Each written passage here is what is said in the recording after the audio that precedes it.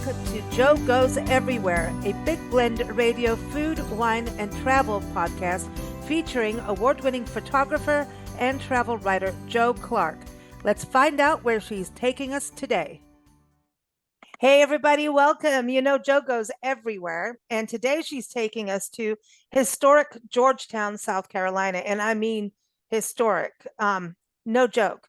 She's written quite a few articles on this destination, and all the links for that, including her website, haveglasswooltravel.com, are in the show notes. So wherever you're listening or watching this, just look below the player and you'll see that info. So welcome back, Joe. How are you?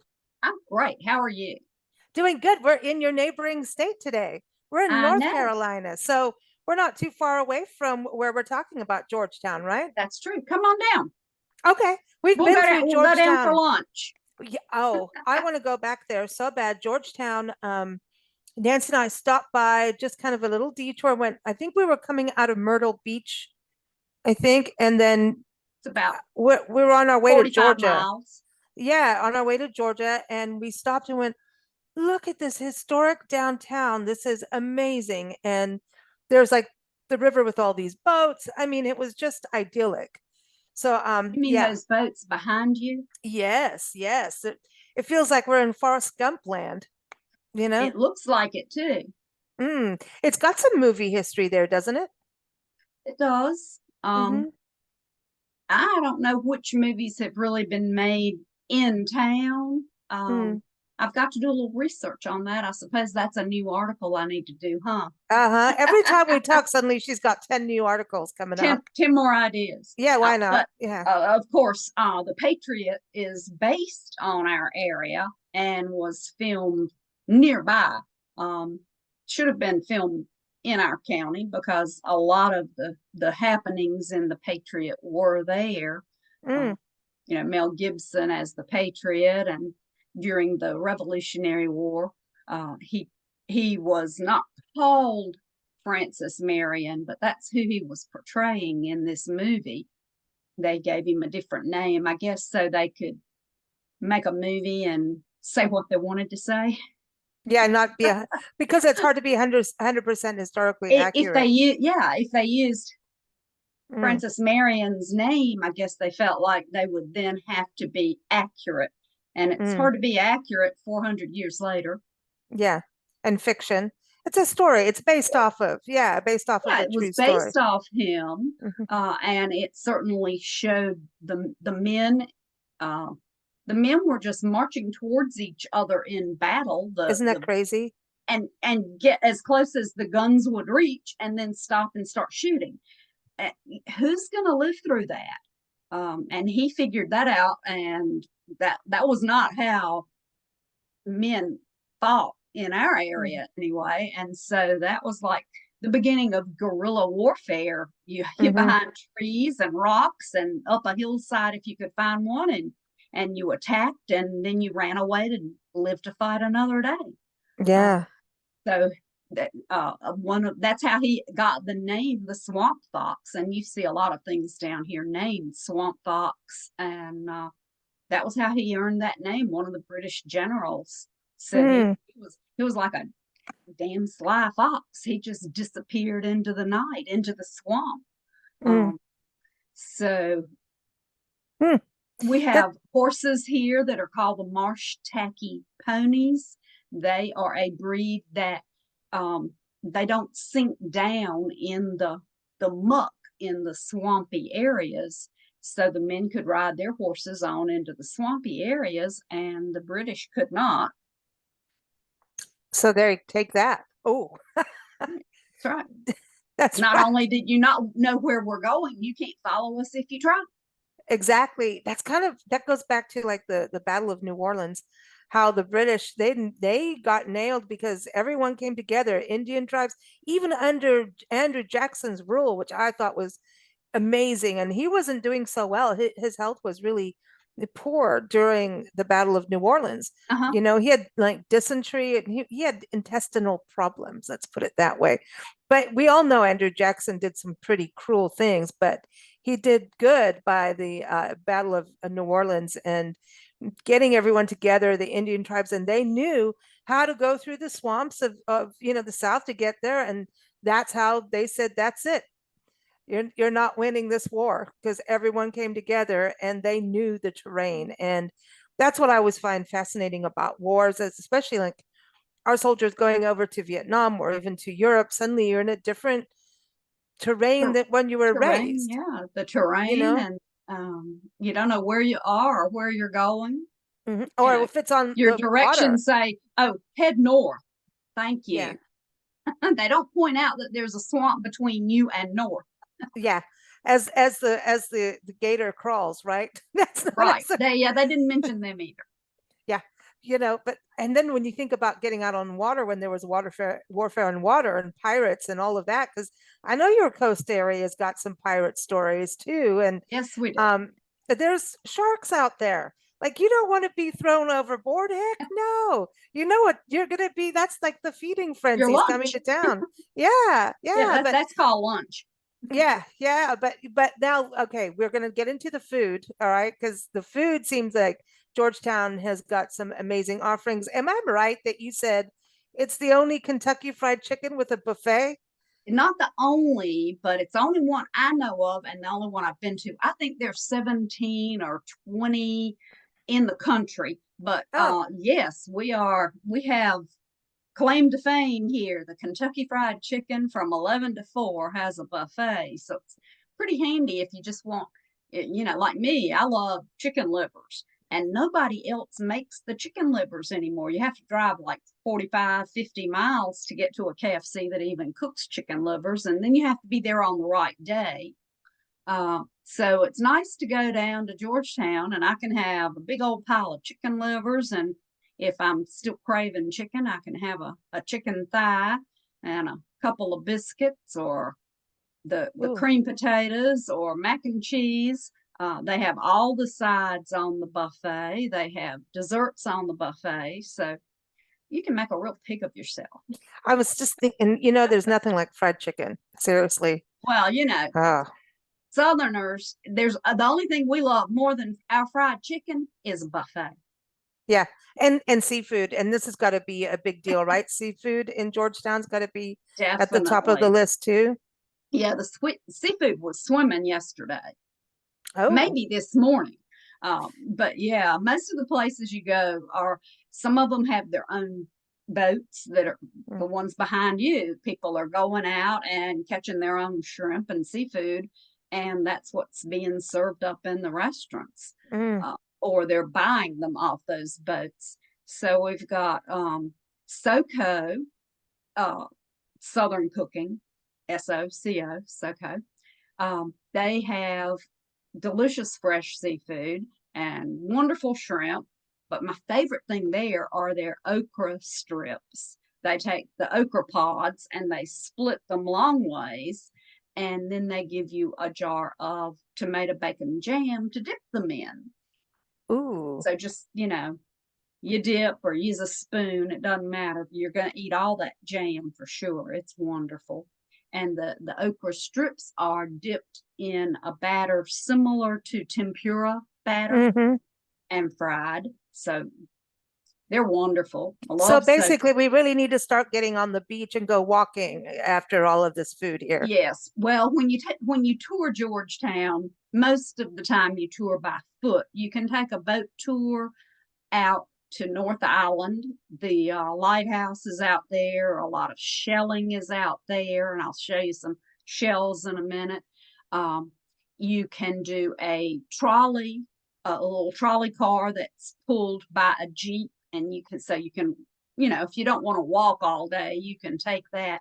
But there are walking tours. Paige Sawyer will take you and walk your little legs off, but he goes slow. I could keep up, and I stop every 5 steps to take a picture. So even if you're slow and taking pictures every 5 steps like I do, you can keep up with Paige. He's marvelous to tour with because he has a notebook filled with pictures from the 18 and early 1900s of Wow. Georgetown and these houses, and pictures of art. He has a picture of a portrait of Theodosia Burr Alston, who spent her last night alive, really, that we know of, in Georgetown. She was married to an Alston, and she was the daughter of Aaron Burr. So she came to town, and there was a farewell party for her. She was leaving the next day on a ship, I think headed to England. Hmm. Uh, and she spent the night there, and he stands in front of that house. He has a picture of the house from 100 years ago, a picture of her. And so you're standing and looking at the pictures and looking at the house behind him. Cool. Talks. But she got on that ship, and the ship was lost at sea, and she was never heard from again. So there's stories, there's ghost stories that he I was gonna tells. say I think Georgetown's got to have some good ghost stories. They I mean, say it's the Georgetown is history. the most haunted town in the country. Oh, I want to go. I mean, when you spent the night there, did things go bump in the night? No, I don't pay a lot of attention to that because I have a tin roof on my house, and the raccoons think it's a slide. So they run across my roof and slide down the other side. So I have things going bump all night anyway. So I That's sort cute. of ignore that. Mm. But we have the gray man who walks the coast with a lantern, and he is seen right before hurricanes. He's seen before bad storms. So if somebody sees the gray man, we know there's going to be a bad hurricane. Oh, that's we cool. have another one that she's searching for, she was secretly engaged, and so she wore her ring on a chain under her clothing, and she searches for her ring that was lost. And so she's seen a lot of times around Polly's Island searching for her ring. Wow. She was buried in Polly's Island. So you've got all these different islands that you can go to on boats. Can you kayak and do that kind of thing too? Oh yes, you can. There's lots of places to go kayaking, up and down the rivers, through the marsh. There are a lot of companies where you can rent kayaks. You can rent and just go out on your own, or you can go out with a tour group. I need a guide. Yeah, I want to get back. You take know, me out in the swamp, I'll be waiting for the swamp fox to show up. Yeah, really. Well, hey, you've got a swamp fox tour, don't you? We do. We have swamp fox tour, but that's walking around downtown. Okay, so you're not swampy there yet. No, we're not. But your downtown, your downtown has those incredible oak trees. Yes, the live oak, the southern live oaks. They drape across the street everywhere. Most of them are filled with the Spanish moss, which is neither Spanish nor moss. So it was just completely and don't touch misnamed. The moss. Do not touch the moss. Well, it does tend to have chiggers or red bugs, as other people and call I've them. done that. I'm stupid. Even when I read not to do it, I was like, oh, well, you let's still had see. to do it. Yeah, well, I'm a little bit blonde, but yeah, and let me tell you, they like to cover your body. They do. Mm-hmm. And they dig in. Yep. You have to cover them with fingernail polish, to smother them, basically. That's how you get rid of them. Or scratch them off. You can take a straight pin, a straight sewing needle, and scratch and get them off. All right, don't touch the moss. That's not moss. There you go. It's not. Don't touch it. Don't touch the not moss. It's pretty, but leave it where it is. It is very romantic. It is. And mysterious, like for Halloween and stuff. That's it can go either way. But but this is about the South. What's mystical and romantic can also turn the other way and go like, okay, what is that coming out of the swamp? You know what I mean? So, because Southern fiction is some of the best. I mean, you just can't beat a good Southern fiction, right? Really. And I love the South. I'm so happy to be back. It's so cool to come back. You'll just have to stay here. You have to you know, plan your winters better and quit driving through snowstorms. I Be know. here in the winter doing yoga with us on the beach. I want to do yoga on the beach.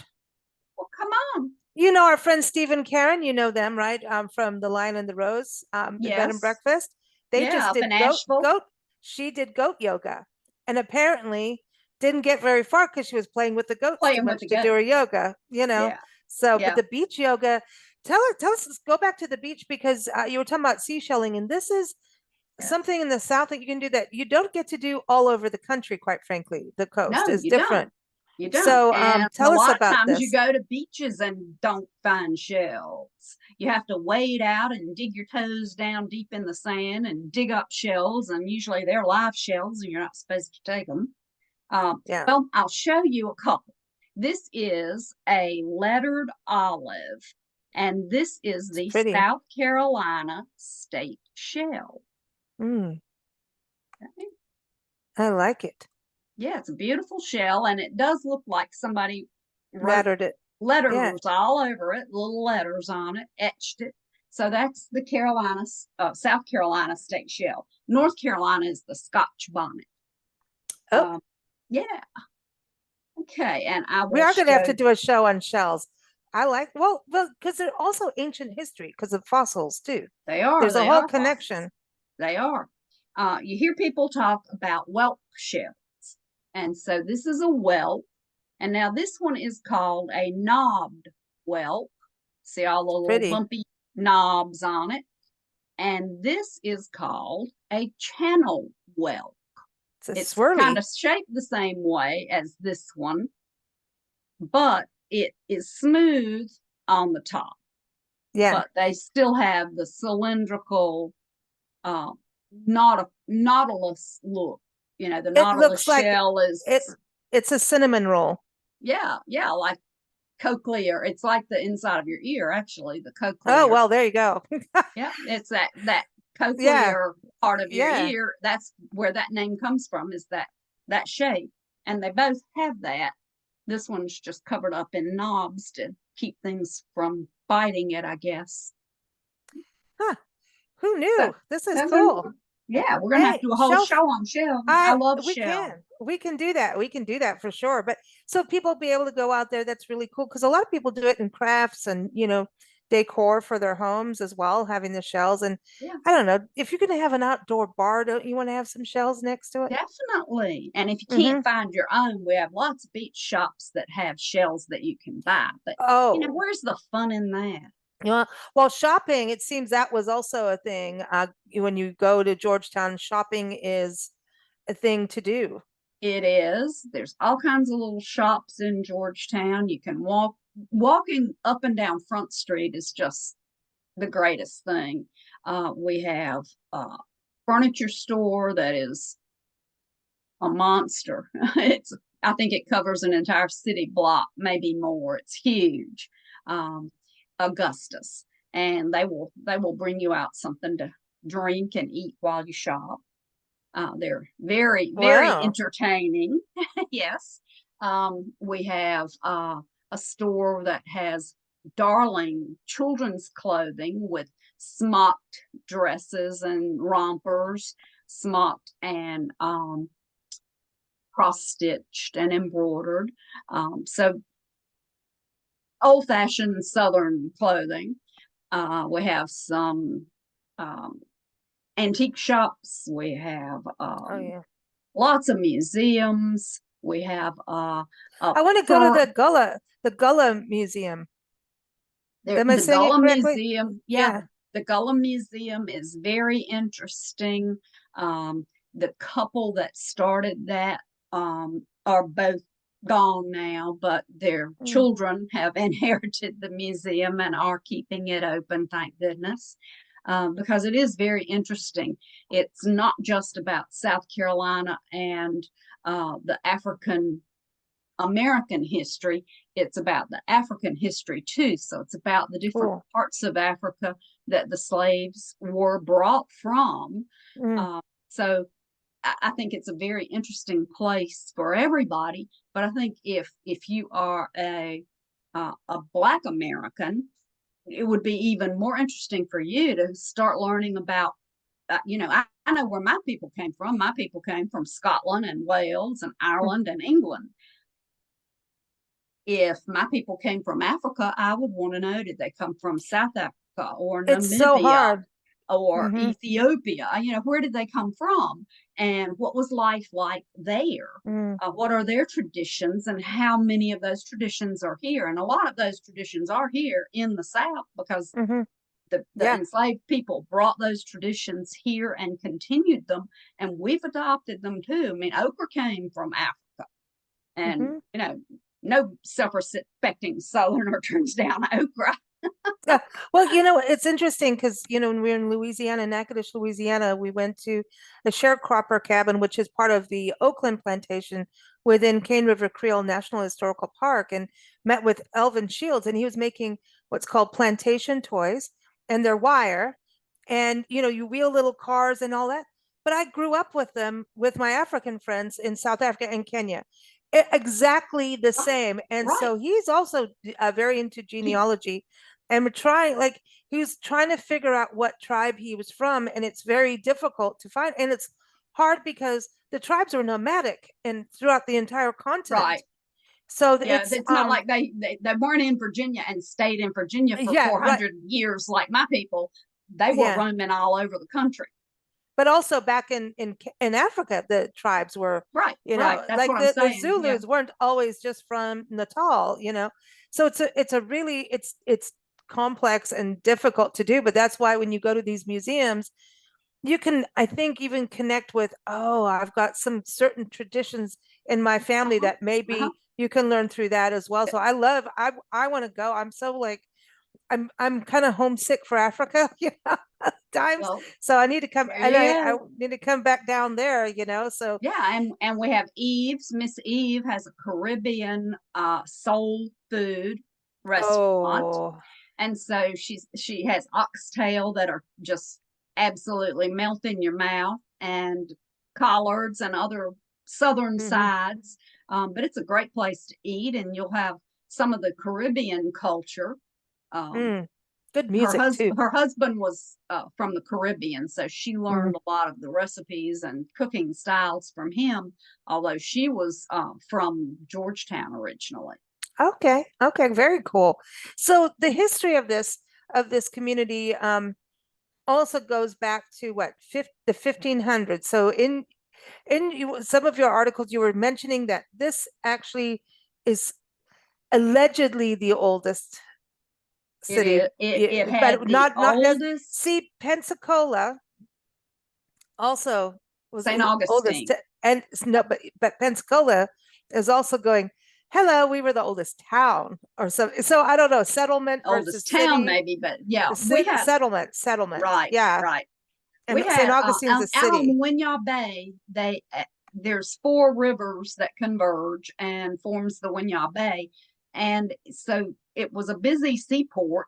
But when it was first settled, the first thing there was an outpost, and it didn't last long. And there were no remnants of it left. There were Spanish, and it had a name which escapes me at the moment. But it had a Spanish name, a long name, and uh, it predated the St. Augustine settlement. I want to say by about 30 years. Mm. Um, it was quite a bit, but as I say, there was not any remnant of it left. So there's no documentation, there's no proof other than there was a settlement there or an outpost there, and they had the Spaniards, and they brought some enslaved people with them. And I think this was probably the first slave uprising on Wow. American soil, because the slaves rose up against the Spaniards, and they left and joined an Indian tribe here in South Carolina. So they ran off with the Indians. Um, Mm. and the settlement did not survive. So that's what little history we know of that settlement. Wow. But it's Georgetown is the third largest town or city in Charleston was founded first, and about 40 years later, Beaufort was founded, and about 18 years later, then Georgetown, as far as official founding dates. Wow. So we claim to be the third oldest city. Oh, well, you go. Hey, old is good, right? That's right. Well, and you got lighthouses too. See, that's a thing. I have a thing about lighthouses. I love lighthouses too. This is behind me in the background picture is the North Island Lighthouse. Mm. You can't go up in it anymore, and it is on an island. So unless you have a boat, you're not going to get there. It's not like it's not like St. Augustine where you can drive around the block and park and go walk up to the lighthouse. This one is definitely out on an island. Cool. Yeah. Oh man, this is a good. So this is your backyard, basically. It Oh, is. It's speaking 30 of yards, miles from where I live, and you and got to. I taught in Georgetown. I taught in Georgetown for 21 Wow, years, so I know wow. the area. Back in 1720s, Elijah Screven. I was going to say, with 1720s, you were not teaching at that He point. drew out the development of the city in blocks, and that is still that grid is still there today. The houses, some of the houses that were built then are still there today. So it's amazing to walk through Georgetown and see the history.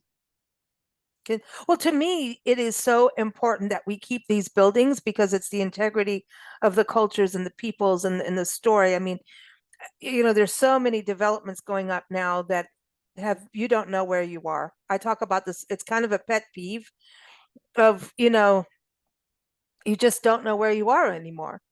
Right. And it's just so crucial to save history. It really is. It is. And having to know who you are and where you came from. That's why I like for everybody. bed and breakfasts and businesses that take on historic buildings and homeowners who take on historic buildings.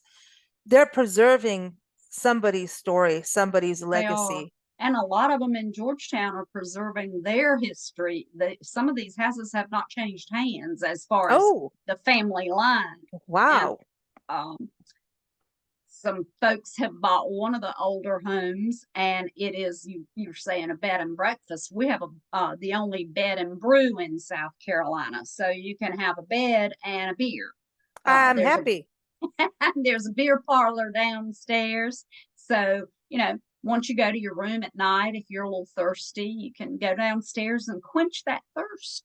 Okay, I'm in, and you're going to be a little thirsty because you had all that fried chicken. That's beforehand. Right, and all that fried okra and the shrimp and grits, which are pretty spicy. You go to the Mexican cantina, the Low Country Cantina, and they have some really, really good shrimp and grits. And I don't know how to pronounce it. Elote. It's a Mexican corn dish. Elote, yeah. Elote. It's delicious. And they will cut the corn off the cob, so you don't have to sit there and make a mess and slobber all over yourself trying to eat corn on the cob in a restaurant. They cut it off into a nice little bowl and make a nice presentation of it with the roasted corn and the cheese. Oh, it's delicious. It's one of my favorite things that they make. I love elote, and it's special. We've got a recipe for it too, and we like to make it. Oh yeah. Oh, I'll send it to you. Try that. I know you like recipes, right? I think you do. You have a whole website dedicated to recipes. There you go. Recipes, travel, culture. See.com. Everyone go there. And she's written about Georgetown on there too. You've got quite an extensive, and then She Buys Travel. You've got on there. So everyone, again, those links. And Foodie Flash Packer is where you go to read about all the restaurants in Georgetown and what to order at each one, on my little insider tips. Yeah. Before we close off on the conversation about Georgetown, I have to bring up the gardens. I want to go to the gardens. Yes. Don't touch the moss. Brook Green Gardens. Yeah. They were purchased back in the 1930s, Oh. four adjoining plantations. So it goes from the river to the ocean, because the four plantations, of course, were rice plantations. South Carolina and Georgetown specifically was the largest grower of rice in the world. At Mm. one time, the rest of the world was buying their rice from Georgetown. So it's an interesting. Again, we have a rice museum in Georgetown, which will teach the culture. And at Brook Green, you can take a pontoon boat down the river, and they talk about the rice culture, and you see rice trunks. Mm. A trunk is it's kind of like a gate that you can open and close that keeps the water from flowing in or from flowing out, because rice fields have to be flooded for part of the growing season. So Brook Green Garden has that in their culture. And they have a trekker that will take you all through the woods, and you see the rice mills where they milled the rice and got it ready for shipment. There's an old cemetery from the 1700s back there. Oh, I need to go. Yeah, it's amazing. And then, of course, the garden proper has beautiful gardens and sculptures. Archer and Anna Huntington bought these four plantations and turned them into a sculpture garden, mostly to begin with to display Anna's sculptures. They had a lot of money. Um, Archer was from a railroad family. I think that's where most of their money came from, but he was a scholar. He transcribed El Cid Mm-hmm. into English. He Oh, wow. transcribed Spanish materials into English. So he was a noted scholar and a poet. Um, and Anna sculpted. She sculpted into her 90s, and the gardens are where the sculpting was displayed. Her sister was also a sculptor. Hmm. Um, Across the highway, which at that point was still part of the Brook Green property, is now called Huntington Beach State Park. And Huntington Beach has Atalaya, which is, I think, Spanish for watchtower. But Atalaya is built in a square, and in the center is a garden and a large tower that acted as a cistern and held water for the Huh. property. But they wintered there even when they still lived in New York. I think it was New York. Um, they wintered at Brook Green and at Uh-huh. Atalaya, and she had a huge open air studio there. And when you tour Atalaya, you see the stables and you see things labeled like the bear cage, and people think they had bears. Yes, she sculpted from live animals. She wanted to be totally accurate. So she sculpted from live bears, wild boars, whatever she was sculpting, it was there on the property. And a funny story about Anna, she would buy these poor, decrepit, broken down horses, because she was doing a sculpture of I think it was Don Quixote and Mm. his poor starving horse. But before she could finish, she had fattened the horse up to the point that she couldn't use it, and she'd have to buy another one. So I don't know how many horses she ended up buying, because they would get fat and happy before she finished this poor, decrepit, starving horse sculpture. Oh my gosh. But that's good that she was helping him. Hey, Yeah, she that's was a right. horse rescuer after all of that. She was. Wow, wow. Okay, you've sold me. Interesting person. You've Interesting person. sold me on And going there yeah, for sure. definitely. And don't miss going to Hobcaw Barony. Hobcaw was owned by Bernard Baruch. Teddy Roosevelt visited there, Winston Churchill. Um, Franklin Wow. Roosevelt. His daughter, Belle, she was actually in France. She was a noted equestrian, and she was in France when World War II started. And she came back home to take care of the property, and she ended up buying part and inheriting part, but she ended up the owner of Hobcob Barony. But there's an interesting story about her. She could outride and outshoot almost any man. So she was very tall too. So she was not a catch. Mm. So good thing she wasn't interested. She wasn't looking for a man because they would not have been looking for her because she could outdo them in almost anything. But when she came back You go, home, girl. I know, really. When she came back home, she was asked to monitor someone who they thought was a spy, and they were working out of Polly's Island, a German spy, and she caught them. Wow. Yeah, so we've got all kinds of, you talk about history. It started with the swamp fox. It started back in the 16s, and it did not end. It still hasn't ended. We are still making history in Georgetown. Yeah, yeah. And you've got the indigenous people prior to that too. So you got to think, And we still have them. The Waccamaw Indian people still hold a yearly powwow. You will Oh, have to cool. be here in November. It's usually, I think it's the first full weekend in November. But Ooh. they have tribal grounds outside of Aner, which is actually in Horry County, which is where I live, in Horry County. But yeah, they have a really interesting powwow. They do the fire dances and the all kinds of interesting handcrafts. They show you how the original Indians survived. Mm. This is cool. This is very cool. It is.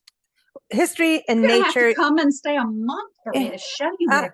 I see. I see that. I mean, you've And got then history, you've got there's nature, food. wineries. We haven't even Oh, talked about wineries. oh my gosh. See, now you got me. You got me even more. You just like put me in the bottle and take me there. It's okay. It sounds good. That's But right. the history, I know you're definitely into history. We're looking forward to next month because you're taking us to Gettysburg on a family history journey, right? I am. I'm riding into the history of my family on a horse. That's it, So man. Yeah, dude, making prints across the prints across the country. right. But Hoof, Gettysburg, Hoofprints across Gettysburg. well, Gettysburg, the history of Gettysburg is deep, and it's a very overwhelming place to visit. It's just so much. When you go there, and if you haven't been, be prepared for that. And so I'm really looking forward Yes. to hearing your family story. And everyone, that is May 12th. We will be back, and that's a good day. That's Nancy's birthday. So Ooh. Well, we'll yeah, have to toast Nancy for her birthday. I know we may have to have wine. Always. Okay. It's 5 o'clock somewhere. I mean, Yeah, I yeah, yeah. forget. What? I Uh-oh. am ready. Oh my, she is. She's always ready. Hey, this show is at 7 o'clock. So You can do anything at any it's time. time. It's wine time. Well, cheers to you, Joe. Have Cheers to glass will you. travel, right? That's right. That's right. Haveglasswilltravel.com is the website for Joe. She is here. When, Joe, are you here? Every I call it month? triple S. Yes, tell Second everybody. Sundays at 7. See, she's got the triple S. Don't mess with her. That's it. That Don't way you mess with don't the triple forget S. triple S. Second Yeah. Sundays at 7. And if you miss the original airing, it is there forever. Joe is here with us forever. We love that. Thanks so much, Joe. I do too. Thanks for joining us. Keep up with Big Blend Radio's Joe Goes Everywhere podcast on bigblendradio.com. Keep up with Joe's adventures. Go to haveglasswilltravel.com and recipiestravelculture.com.